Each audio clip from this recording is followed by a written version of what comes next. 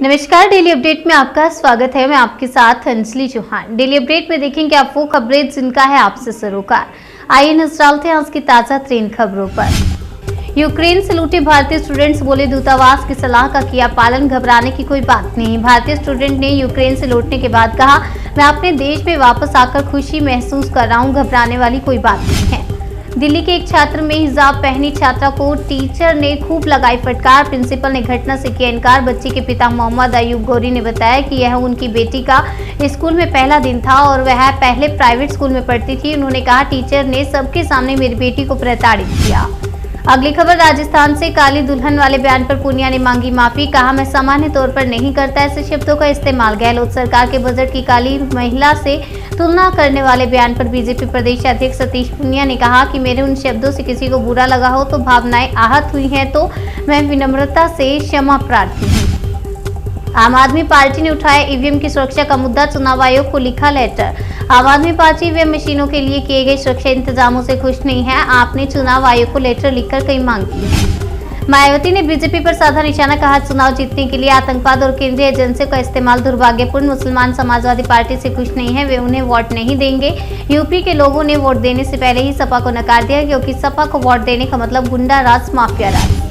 अमेठी में कांग्रेस सपा पर बरसे पीएम मोदी। कहा, परिवारवादी लोग जमीनी हकीकत से कोसों दूर। पीएम मोदी ने कहा, अमेठी और सुल्तानपुर के लोग तो जानते ही हैं कि परिवारवादी लोग जमीनी हकीकत से कितने दूर हैं, कि जमीन पर क्या चल रहा है इन्हें दिखाई ही नहीं पड़ता। सीएम योगी आदित्यनाथ का दावा, गायब हो गया है कोरोना। योगी ने आरोप लगाते हुए कहा कि अगर सपा बसपा की सरकार होती तो कोविड वैक्सीन बाजार में ब्लैक हो जाती, फिर वैक्सीन गरीब लोगों को नहीं मिलती।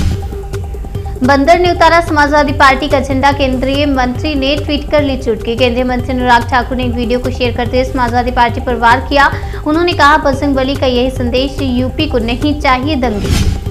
गंगूबाई काठियावाड़ी की रिलीज रोकने की मांग। सुप्रीम कोर्ट ने ठुकराई। फिल्म निर्माताओं को मिली राहत। यह फिल्म 25 फरवरी को रिलीज होनी है। इसको लेकर कई दिनों से विवाद चल रहा है। अब शीर्ष अदालत ने फिल्म निर्माताओं को बड़ी राहत दी है और याचिकाकर्ता को झटका लगा है।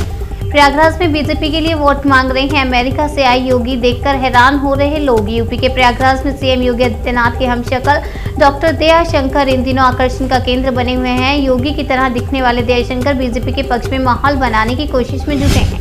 जम्मू कश्मीर में अंतर्राष्ट्रीय सीमा के पास देखे गए ड्रोन। बीएसएफ ने की फायरिंग। सर्च अभियान जारी। आज भी जम्मू कश्मीर के आरएसपुरा और अरनिया सेक्टर क्षेत्र में ड्रोन देखे गए, जिसके बाद सीमा सुरक्षा बल के जवानों ने ड्रोन पर फायरिंग की।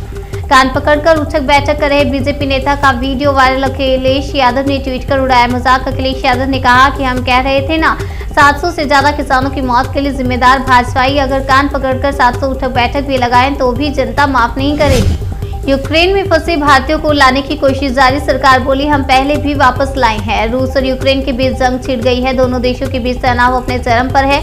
यूक्रेन में हालात बिगड़ते जा रहे हैं। समझ लीजिए, परिवारवादियों का खेल खत्म। एग्जिट पोल का इंतजार मत कीजिए। पीएम मोदी ने ईवीएम का जिक्र कर कही बड़ी बात। यूपी में 4 चरणों का मतदान पूरा हो चुका है और अब 5वें चरण के लिए पीएम मोदी और अमित शाह समेत तमाम बड़े नेता रैलियां करने में जुटे हैं। वे जमकर सपा पर निशाना साध रहे हैं। योगी आदित्यनाथ बोले, अभी बुलडोजर की दिखी है झलक, 10 मार्च के बाद दिखाएंगे पूरी फिल्म। यूपी के सीएम योगी आदित्यनाथ ने सपा पर एक बार फिर हमला बोला है। उन्होंने कहा कि सपा का नाम भले ही समाजवादी हो, लेकिन उनके काम तमंचावादी हो और सोच परिवारवादी।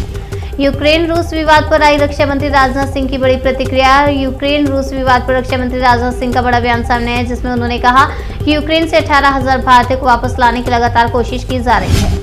बदलती विश्व व्यवस्था में भारत का मजबूत होना जरूरी। पीएम मोदी ने रूस यूक्रेन को लेकर किया इशारा। पीएम मोदी ने कहा, बदली विश्व व्यवस्था में भारत का मजबूत होना जरूरी है। ऐसी स्थिति में उत्तर प्रदेश का मजबूत होना जरूरी है। ये ऐसे लोग हैं जो अफवाहवादी हैं, पलायनवादी हैं।